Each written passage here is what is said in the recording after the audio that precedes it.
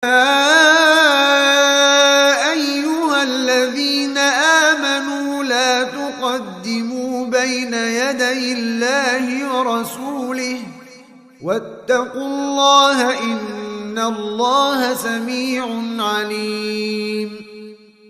Sebagian menyangka bahwasanya kalau seorang mendapati adzan subuh dalam kondisi junub maka puasanya tidak sah.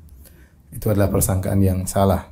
Karena Nabi SAW sendiri pernah mendapati subuh dalam kondisi masih junub dan belum mandi junub.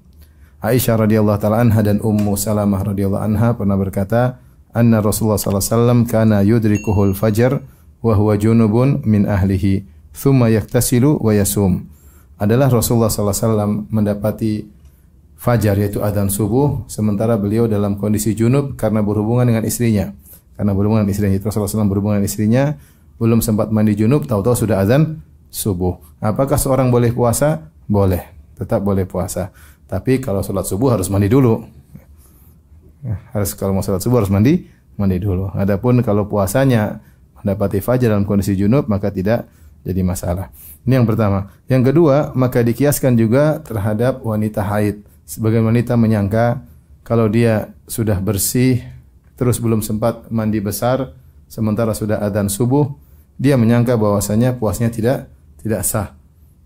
Padahal tidak mengapa, karena seorang wanita bisa jadi dia bersih misalnya jam 4 subuh. Jam 4 subuh dia cek ternyata bersih.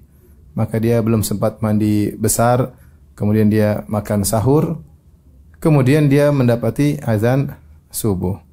Mendapati azan subuh dalam kondisi masih haid, maka dalam kondisi belum mandi besar tapi sudah suci, maka tidak mengapa, yang penting dia niat puasa sebelum azan subuh. Para ulama mengatakan dikiaskan dengan junub karena sama-sama hadas besar. Rasulullah SAW ketika mendapati fajar dalam kondisi junub tetap sah puasanya, maka demikian juga wanita yang sudah bersih dari haid kalau belum sempat mandi besar kemudian dia niat puasa dan mendapati adzan subuh belum mandi besar, tetap puasanya sah. Dan ini perkara ijma' disepakati oleh para ulama, tidak ada khilaf di kalangan para ulama. Tapi di antara hal yang tidak juga membatalkan puasa, disangka membatalkan puasa. Nomor berapa ini? Nomor 3. Yaitu seorang tidur kemudian dia ihtilam. Ihtilam itu mimpi basah. Dia bangun tahu-tahu mimpi basah. Apakah puasanya batal? Jawabannya tidak. Karena dia mengeluarkan air mani atau air mani keluar darinya tanpa dia sadari, bukan kehendaknya.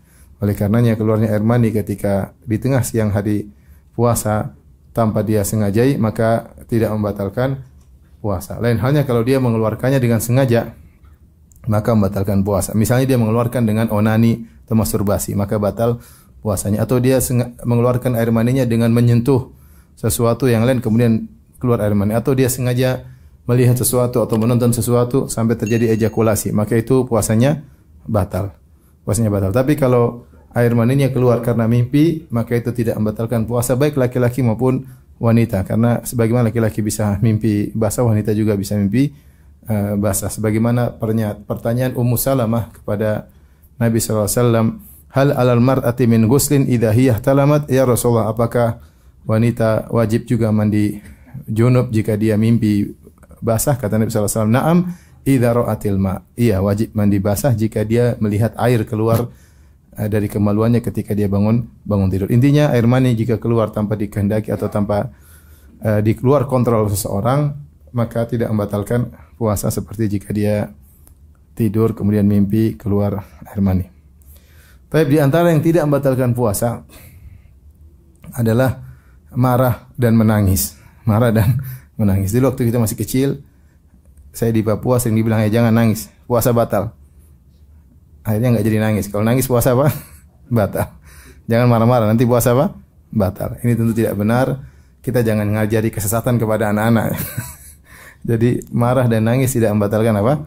Puasa. Mungkin kalau orang marah tanpa ada sebab yang benar, bisa jadi pahalanya berkurang. Tapi seorang menangis tidak membatalkan puasa. Mungkin seorang baca Quran sambil menangis, atau seorang marah karena kebenaran, tidak jadi masalah, maka ini tidak membatalkan puasa. Di antara yang tidak membatalkan puasa, nomor berapa ini? Nomor 5 adalah ngupil. Ngupil tidak membatalkan apa? Puasa. Ada pendapat mengatakan ngupil membatalkan puasa, di pendapat lemah. Kenapa? Karena meskipun hidung adalah saluran menuju ke dalam lambung, tetapi upil kan tidak ditelan, cuma diambil dan dibuang ya. Sebagaimana kalau kita puasa, kita boleh istinsyak, boleh menghirup air ke hidung, tapi jangan kencang-kencang. Rasulullah mengatakan SAW, wa balik fil istinsyak illa antakuna sa'iman. Hendaknya ketika kau berwudu, hiruplah air dengan dalam-dalam, kecuali sedang berpuasa. Artinya kalau sedang berpuasa, hirup air tapi sedikit aja. Karena kalau terlalu dalam, khawatir apa? Bablas. Khawatir bablas. Ketika air mengenai lubang hidung, batalkan puasa tidak? Tidak. Kapan dia batal? Kalau bablas. Kalau tidak bablas, maka tidak membatalkan puasa. Demikian juga kalau seorang ngupil, dia masukkan jarinya ke dalam hidung, maka tidak membatalkan puasa. Kecuali kalau upilnya dirasa, baru membatalkan puasa. Kalau dia cuma ngupil, dia buang keluar, tidak membatalkan puasa. Ini yang keberapa ini? Nah, yang ketujuh juga disebut oleh sebagian orang mengatakan siapa yang ngorek-ngorek kotoran telinga membatalkan puasa. Mereka mengatakan kadar jari. Kalau masuk di telinga dengan kadar tertentu, maka membatalkan puasa. Jawabannya tidak. Jawabannya tidak sama sekali membatalkan puasa. Kenapa? Karena tidak ada saluran dari telinga menuju kerongkongan. Tidak ada. Tidak ada saluran dari telinga menuju apa? Kerongkongan. Kalau hidung benar ada salurannya. Saluran makan cuma dua. Mulut sama apa? Hidung. Adapun kalau telinga, kemasukan air telinga tidak membatalkan puasa. Apalagi hanya sekedar misalnya ngorek-ngorek kotoran telinga kemudian dikeluarkan, maka ini tidak membatalkan puasa. Demikian juga di antara yang tidak membatalkan puasa yang keberapa? Keberapa? Ke-8. 8 ya? 7 ya? Serana apa? Sebagian ada yang berlebihan mengatakan, ini terdapat dalam sebagian buku, mereka mengatakan tidak boleh seorang kalau ketika berpuasa dia cebok di siang hari dengan masukkan jarinya ke duburnya. Kapan dia masukkan jarinya ke duburnya, maka batal puasanya. Karena berarti ada sesuatu yang masuk dalam rongga tubuhnya. Ya. Ini juga terlalu berlebihan sehingga kalau mau buang air hendaknya di malam hari. Agak repot juga. Saya rasa tidak seperti itu ya. Karena yang batalkan puasa itu makan dan minum. Makan dan minum.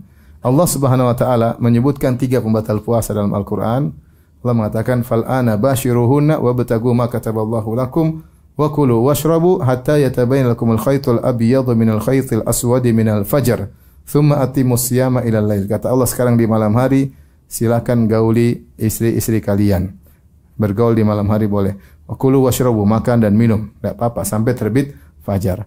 Thumma atimus siyama ilal, kemudian berpuasalah setelah terbit fajar sampai malam. Berarti yang larang itu jima, makan dan minum. Maka semua yang maknanya makan dan minum maka membatalkan puasa. Adapun jika tidak bermakna makan dan minum maka tidak membatalkan puasa. Dari sini di antara hal yang disangka membatalkan puasa ternyata tidak adalah suntik obat. Suntik obat tidak membatalkan puasa. Suntik atau sesuatu dimasukkan dalam tubuh ada 2. Pertama yang fungsinya seperti makan dan minum, maka itu membatalkan puasa. Misalnya infus. Infus fungsinya pengganti makan dan minum. Orang lemah kalau lagi sakit dikasih apa? Infus. Infus ini dia berfungsi seperti makan dan minum, maka siapa yang diinfus puasanya batal. Ini pun ada khilaf, tapi pendapat yang lebih kuat batal. Kenapa? Karena dia menempati posisi makan dan minum. Adapun kalau suntik, misalnya suntik insulin atau suntik obat, suntik apa kayak suntik bius, maka ini atau suntik apapun yang bukan merupakan fungsinya makan dan minum, pengganti gizi makan minum, maka tidak membatalkan puasa. Maka tidak membatalkan puasa. Banyak tanya, Ustaz, kalau saya lagi puasa kemudian saya suntik insulin, batal tidak? Jawabannya tidak, karena insulin fungsinya bukan pengganti makan dan minum. Baik, di antara yang juga disangka membatalkan puasa ternyata tidak. Sebagian obat-obatan, misalnya obat yang ini yang berapa sekarang? 9. Obat tetes mata. Obat tetes mata tidak membatalkan puasa. Kenapa? Karena tidak ada saluran dari mata menuju kerongkongan. Tidak ada saluran dari mata menuju kerongkongan. Jika seorang pakai obat tetes mata tidak membatalkan puasa. Demikian juga obat tetes telinga. Tidak ada saluran dari telinga menuju ke kerongkongan. Oleh karenanya tidak membatalkan puasa. Seorang berusaha menghindar, tapi terkadang seorang butuh untuk berobat. Kalau dia bisa menghindar dilakukan di malam hari itu lebih baik. Tapi kalau dia ternyata harus melakukannya di siang hari, maka hal itu tidak membatalkan puasa karena tidak ada saluran dari telinga menuju kerongkongan. Yang membatalkan puasa adalah yang masuk ke mulut, kerongkongan, masuk ke lambung. Itu namanya makan dan minum. Di antara yang tidak membatalkan puasa juga adalah Ventolin ya, yang digunakan oleh orang asma. Ketika dia terkena asma, maka dia menyemprotkan oksigen yang berisi obat-obatan di mulutnya. Benar, salurannya saluran makan dan minum. Tetapi yang keluar adalah oksigen bercampur dengan obat-obat. Obat-obat tersebut kemungkinannya kecil sampai ke lambung karena tujuannya adalah di paru-paru. Obat tersebut tujuannya adalah di paru-paru, bukan ke lambung. Sementara namanya makan dan minum adalah masuk sampai ke lambung. Sehingga para ulama mengatakan kalaupun ada sedikit yang masuk, maka dimaafkan. Sehingga obat yang digunakan oleh orang yang sedang kena asma dengan disemprotkan ke mulutnya tidak membatalkan puasa karena itu bukan makan dan minum.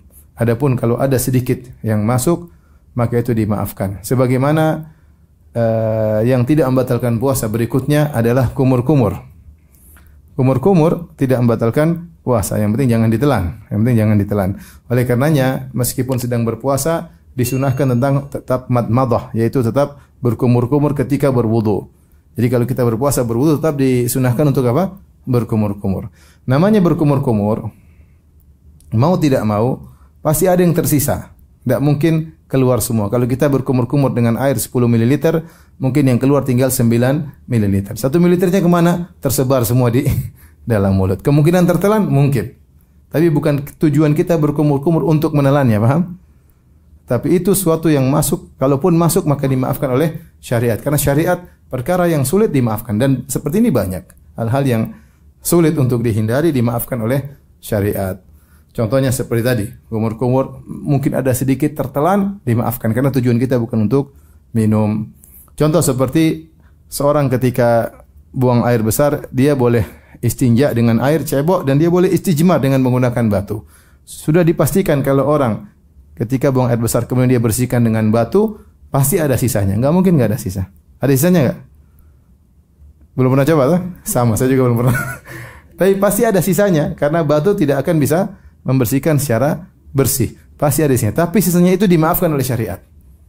Sisanya tersebut karena sulit untuk dihindari dan sulit untuk bersih total, susah. Sedikitnya itu dihindari. Demikian juga para fuqaha mengatakan kalau orang buang air kecil, kemudian dia sudah berusaha menghindar, sudah menjauh, tahu-tahu ada percikan tidak kelihatan oleh mata, tapi kalau pakai mikroskop kelihatan. Percikan tersebut kembali mantul ke celananya, dimaafkan. Kalau tidak kelihatan secara mata telanjang tidak kelihatan. Ini di luar kemampuan kita. Karena kita bisa pastikan kalau kencing tidak ada cipratan sama sekali, susah juga. Mungkin ada cipratan, tapi sangat sedikit dan tidak terlihat oleh mata. Menurut mazhab Syafi'i dimaafkan. Ini contoh, maksudnya para fuqaha mengatakan sesuatu yang sedikit dimaafkan. Termasuk diantaranya kalau seorang berkumur-kumur, kemudian dia keluarkan airnya masih tersisa sedikit, misalnya setengah mili, kemudian tanpa sengaja tertelan, maka itu dimaafkan. Tidak membatalkan puasa. Maka demikian pula dikiaskan dengan orang yang ketika memakai Ventolin obat tersebut, mungkin ada obat yang masuk, itu pun sampai paru-paru. Kalaupun masuk ke dalam lambung, maka sangat sedikit dan itu dimaafkan. Karena tujuannya bukan untuk makan dan minum. Ini pendapat yang lebih kuat di kalangan para ahli fikih. Baik, yang berikutnya yang diperbolehkan dan tidak membatalkan puasa adalah bersiwak. Bersiwak ketika sedang berpuasa. Para ulama sepakat kalau bersiwak di pagi hari sebelum zawal, sebelum zuhur, maka siwak disunahkan meskipun orang yang berpuasa. Hanya saja mereka khilaf kalau sudah zawal, sudah salat zuhur, apakah masih boleh bersiwak? Sebagian mengatakan tetap disunahkan, sebagian mengatakan makruh. Yang mengatakan makruh, kata mereka, karena bau mulut orang berpuasa sangat disukai oleh Allah Subhanahu wa taala. Dalam hadis sahih kata Nabi sallallahu alaihi wasallam, la khalufu famis shaim atyabu 'indallahi min rihil misik. Sungguh aroma bau mulut seorang yang berpuasa lebih disukai oleh Allah daripada bau minyak kasturi. Oleh karena jika seorang sudah lewat tengah hari masih bersiwak, maka bau tersebut akan hilang. Maka jangan menghilangkan bau yang disukai oleh Allah. Ini pendapat sebagian ulama. Yang benar bahwasanya disunahkan siwak kapan saja, dan Nabi SAW tidak pernah mengkhususkan kalau sedang puasa jangan bersiwak di siang hari, boleh bersiwak di pagi hari. Rasulullah SAW tidak pernah memperinci seperti itu. Adapun seorang bersiwak kalau ternyata menghilangkan bau mulut tidak ada masalah. Maksudnya tetap saja bau mulut tidak akan hilang. Karena bau mulut tersebut keluar dari lambung, pasti ada tersisa bau mulut tersebut. Namanya orang berpuasa pasti ada aroma yang tidak enak. Bukan kita sengaja untuk tidak gosok gigi, tidak ini, kemudian biar baunya semakin ababnya semakin bau. Kalau semakin bau semakin dicintai Allah, bukan begitu maksudnya. Tapi kalau kau sudah bersiwak tetap ada sisa aroma yang tidak enak tersebut, tetap dicintai oleh Allah daripada minyak kasturi. Ini yang keberapa? 12.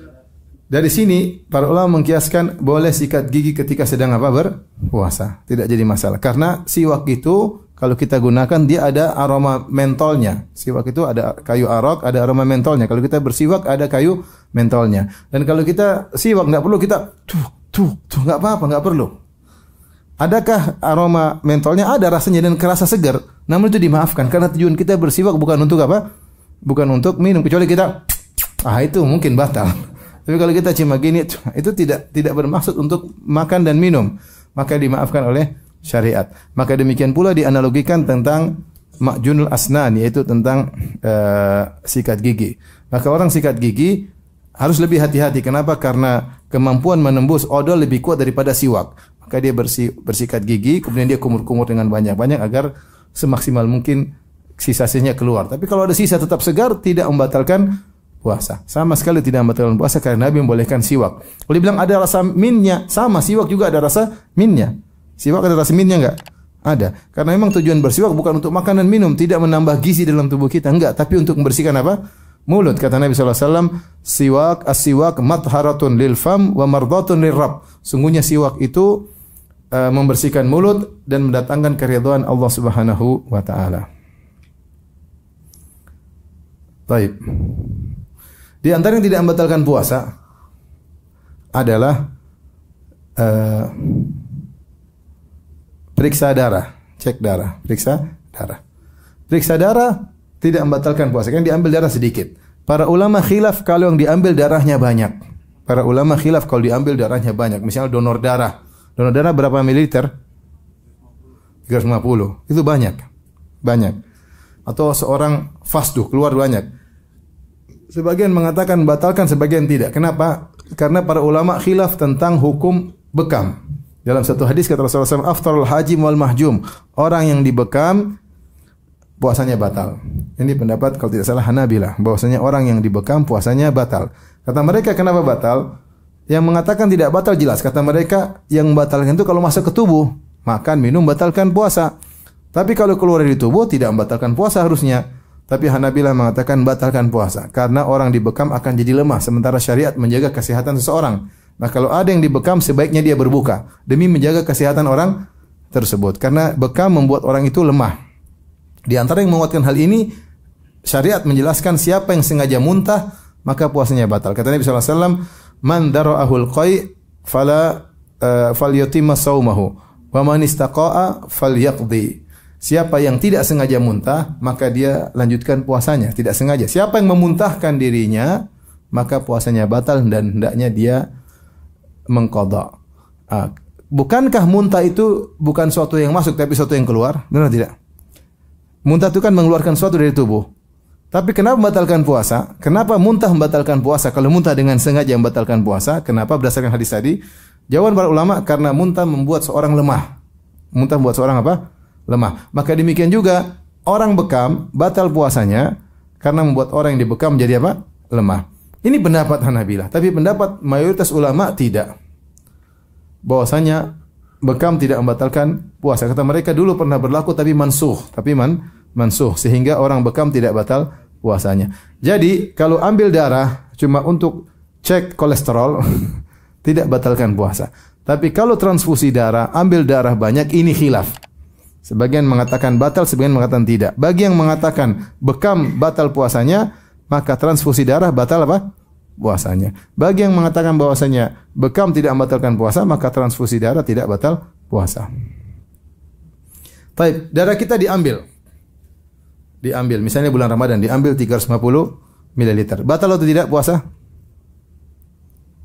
Batal atau tidak? Tadi baru dibilang ada khilaf. Darah kita diambil 350 liter ketika sedang puasa. Batal atau tidak? Ada khilaf. Ada yang mengatakan batal, yang mengatakan tidak. Baik, jika darah 350 ml ini dimasukkan ke orang lain yang sedang puasa, dia butuh darah. Batal atau tidak puasanya? Kita yang diambil taruhlah tidak batal. Diambil tidak batal. Darah kita 350 atau setengah liter ini dipindahkan ke orang lain yang sedang sakit. Orang itu tadinya puasa, batal atau tidak? Kenapa tidak? Kenapa batal? Oh iya benar. Membatalkan puasa karena yang menggantikan posisi makan dan minum. Dia seperti impus. Dia seperti apa? Impus. Maka batal puasanya. Jadi kalau ambil darah untuk cek lab tidak membatalkan apa? Puasa. Ini yang keberapa tadi?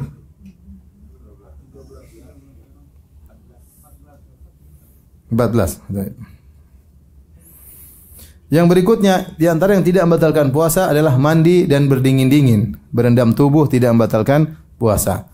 Terutama kalau di daerah musim kering seperti di Arab, kalau sudah musim panas sangat panas sekali, apalagi zaman dahulu tidak ada AC, maka sangat panas. Orang belum tentu kuat di tengah panas yang sangat terik seperti di Madinah atau di Mekah, panas bisa sampai 48 derajat.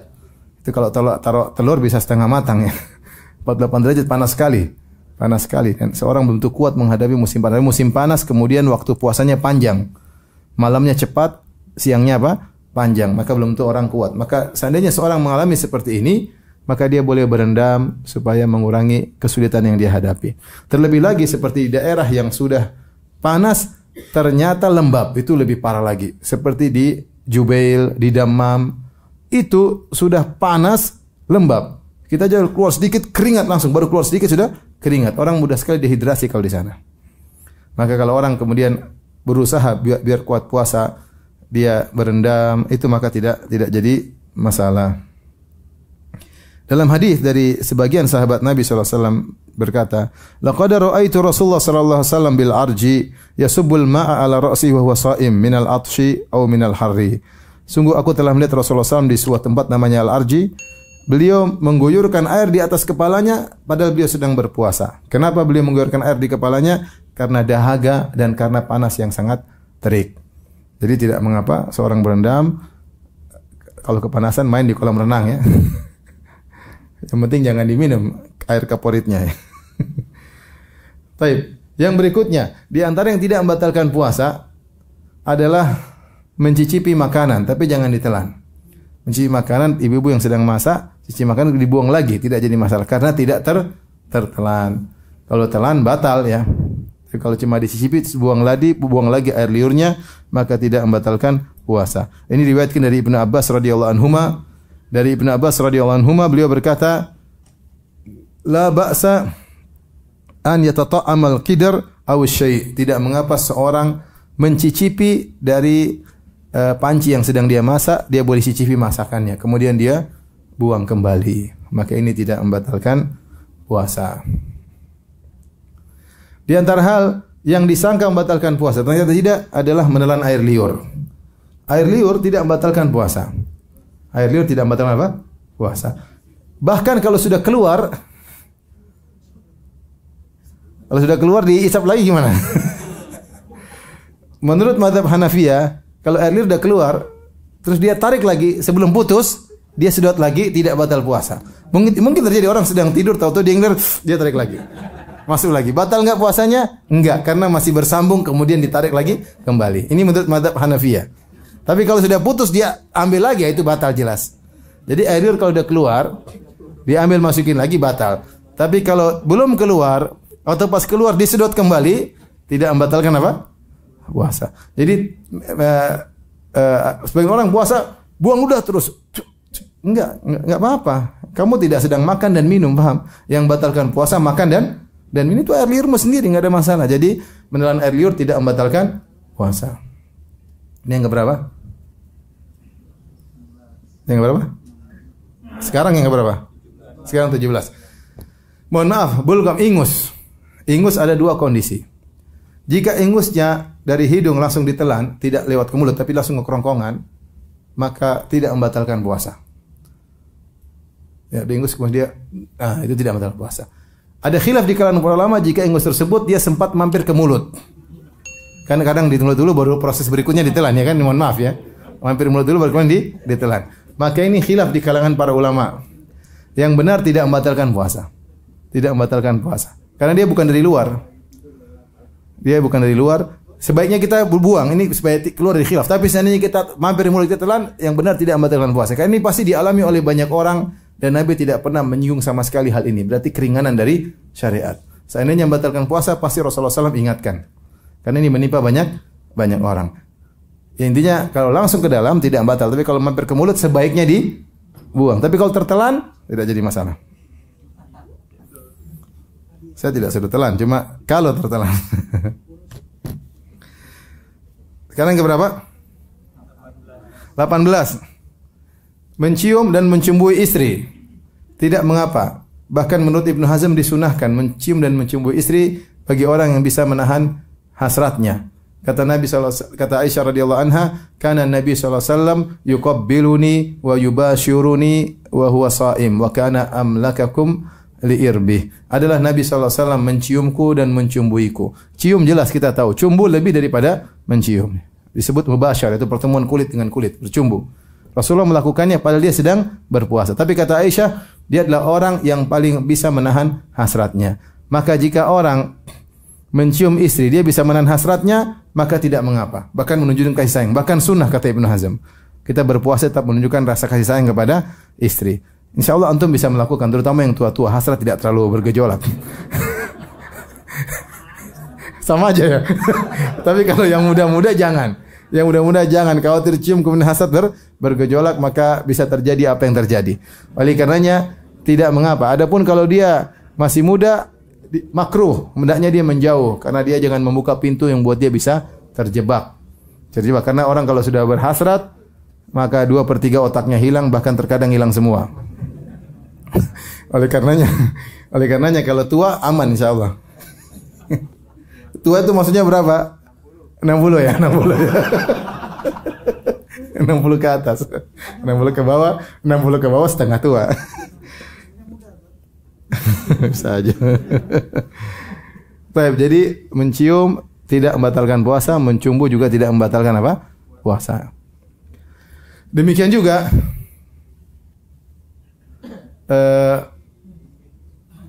jika seorang ternyata kemudian, mohon maaf ini misalnya dia bercumbu dengan istri lebih daripada itu, selama kemaluan tidak masuk ke kemaluan, maka tidak membatalkan apa? Puasa. Selama kemaluan tidak masuk kemaluan dan tidak ejakulasi. Kalau kemaluan tidak masuk ke kemaluan dan tidak ejakulasi, maka tidak batal apa? Puasa. Mungkin dia melakukan perkara yang makruh karena dia memainkan syahwatnya. Tapi kalau ejakulasi batal jelas. Ejakulasi batal. Selama terpenuhi dua syarat, tidak ejakulasi dan tidak ada kemaluan masuk ke kemaluan, maka tidak membatalkan puasa. Tapi sekarang yang keberapa? 19. Pakai minyak wangi. Pakai minyak wangi dan mencium aroma minyak wangi tidak membatalkan puasa. Karena dia cuma aroma, tidak ada suatu zat yang masuk. Meskipun hidung adalah saluran menuju ke lambung, namun ketika kita cium minyak wangi tidak ada apa-apa, tidak ada suatu zat yang masuk kemudian menjadi gizi dalam tubuh kita, enggak ada. Oleh karenanya mencium minyak wangi, pakai minyak wangi tidak membatalkan puasa. Para ulama khilaf kalau mencium bakhur. Bakhur itu gaharu. Itu karena gaharu itu asap seperti ada benda yang masuk. Maka khilaf di kalangan para ulama. Ada yang mengatakan batalkan puasa, ada yang mengatakan tidak membatalkan apa? Puasa. Lebih baik kita menjauh. Tapi kalau minyak wangi biasa yang tidak ada asapnya, maka tidak membatalkan apa? Puasa.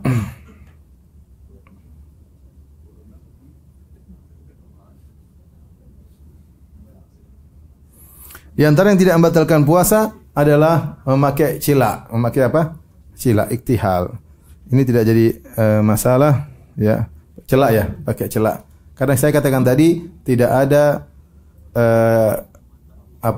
saluran dari mata menuju kerongkongan. Benar ketika seorang pakai sesuatu dicela, pakai di mata terkadang ada rasa pahit dia rasa, tapi itu bukan bukan masuk ke kerongkongan. Cuma sarafnya atau sesuatu yang dia rasa tapi tidak sampai ke kerongkongan. Karena tidak ditemukan saluran dari mata ke kerongkongan. Orang kalau sakit pun paling dia makan dari hidung atau dari saluran mulut. Adapun dari mata tidak pernah ya.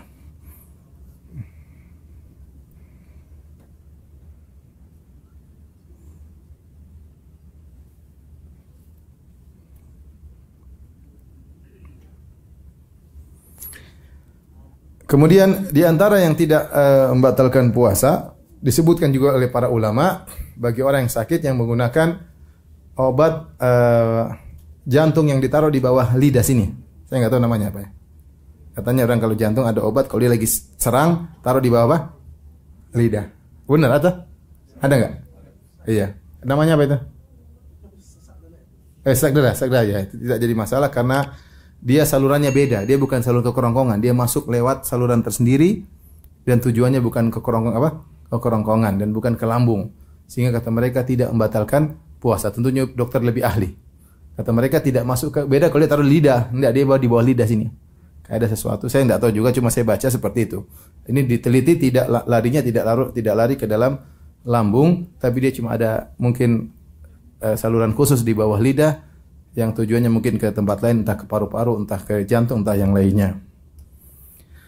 Kemudian yang terakhir mungkin yang tidak membatalkan puasa adalah misalnya diperiksa dengan endoskopi.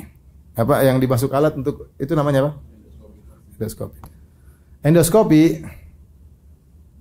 kalau saya tidak tahu cara masuknya gimana. Sampai ada yang pernah? Tapi intinya kalau besi dimasukkan ke dalam mulut untuk ngecek lambung, kemudian dikeluarkan kembali, maka tidak batal. Kenapa? Tidak ada yang dimakan dan tidak ada yang diminum. Hal ini dulu dibahas oleh para ulama Hanafiyah. Mereka membuat sesuatu namanya iftiradat. Iftiradat itu suatu permasalahan-permasalahan yang mereka seandainya begini, kemudian mereka bahas. Padahal belum terjadi. Mereka mengatakan misalnya seorang makan batu. Misalnya. Maka ada dua kemungkinan, batunya bertahan di perut. Batu kan bukan makanan, ya enggak? Ada seorang sengaja makan batu, batal puasa atau tidak? Ini khilaf. Karena namanya membatalkan puasa itu kalau makan dan minum, dan kita tahu batu bukan apa?